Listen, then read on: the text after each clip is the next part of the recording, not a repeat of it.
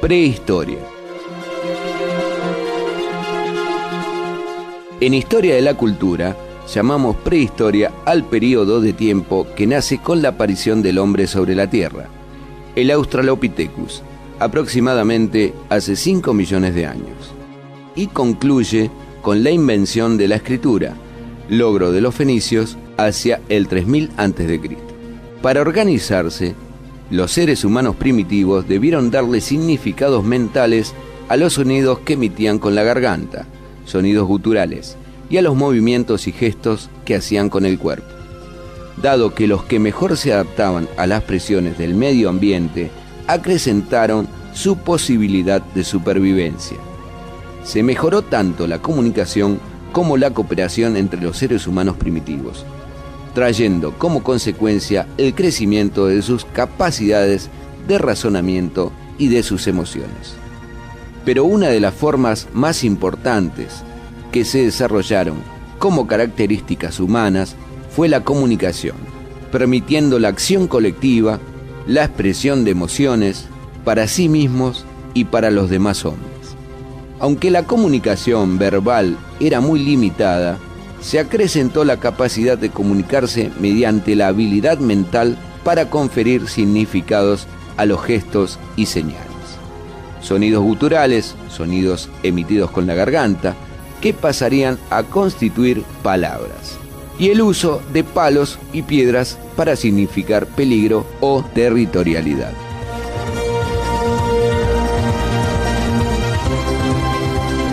En la etapa inicial, la forma de las relaciones sociales estaban organizadas y pensadas para la cooperación y la convivencia.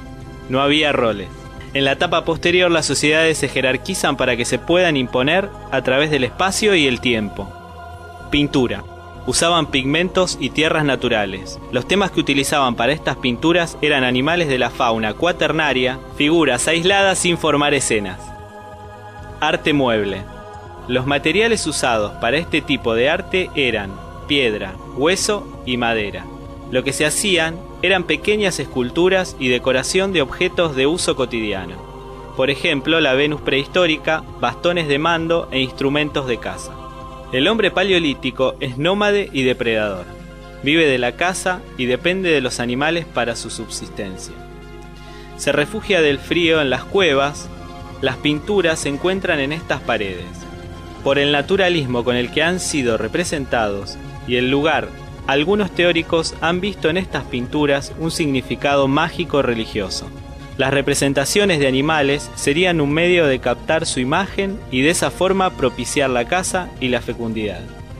Esto fue llamado arte rupestre. Las formas básicas de comunicación de la época fueron los sonidos guturales, gestos y señales de humo. El hombre del Mesolítico. En las pinturas aparece la figura humana y es narrativa. Los temas más comunes son las escenas de caza, de recolección y rituales de danza. Neolítico. Es en donde aparecen los metales y también la cerámica.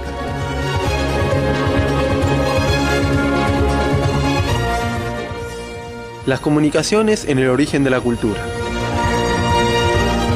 La hipótesis aceptada hoy sostiene que cuando los primeros homínidos tuvieron que acostumbrarse a vivir en grupos de familias en las planicies de África, dada su extrema debilidad y fragilidad frente a otros animales africanos, adoptó una forma de vida colaborativa que los obligaba a ir más allá de la simple actividad innata e instintiva.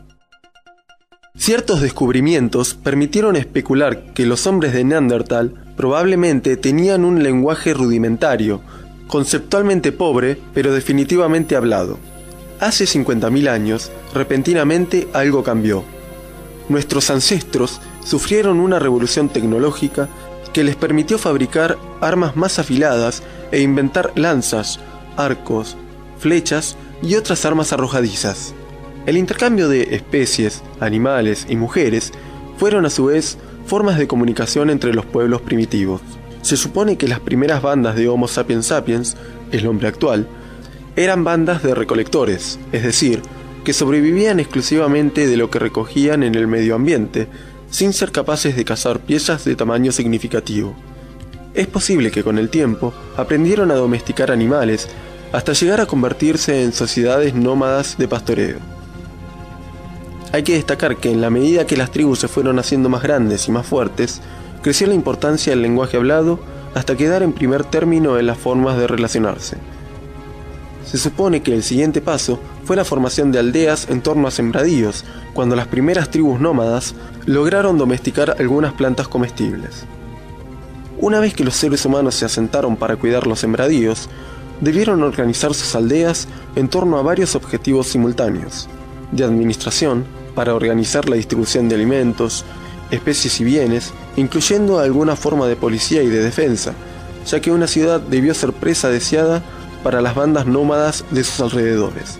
Todo lo cual significó que se debieron acrecentar las formas de comunicación cuantitativa y cualitativamente, hasta llegar a crear la escritura y sistemas numéricos, un aporte que le debemos fundamentalmente a los sumerios, incluyendo sistemas de pesas y medidas.